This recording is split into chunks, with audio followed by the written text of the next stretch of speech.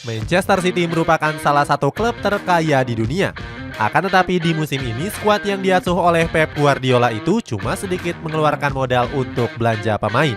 Gak cuma itu, mereka juga meraih keuntungan besar dengan menjual para pemainnya. Cetak Gol coba merangkum transfer cerdas Manchester City sebagai berikut.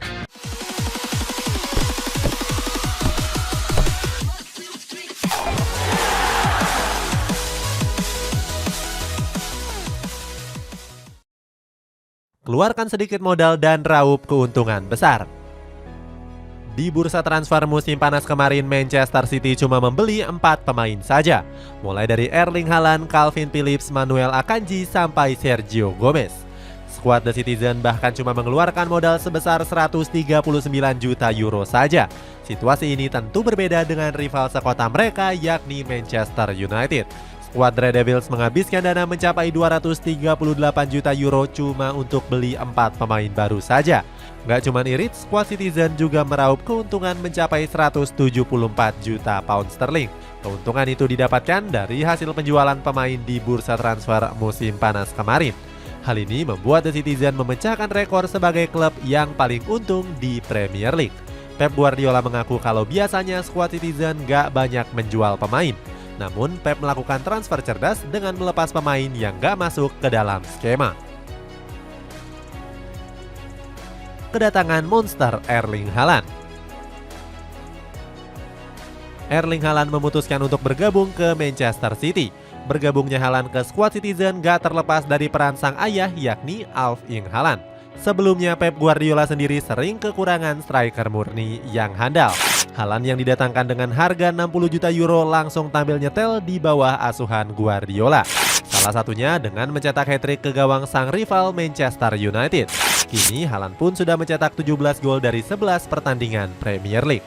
Rekan satu tim Haaland yakni Manuel Akanji yakin kalau Haaland bisa mencetak 50 gol dalam satu musim.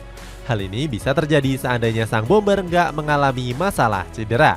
Akanji menaruhkan keyakinannya karena tahu kalau Haaland sudah jadi monster yang mematikan.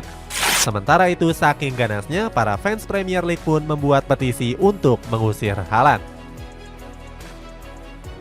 Julian Alvarez, pemain muda masa depan.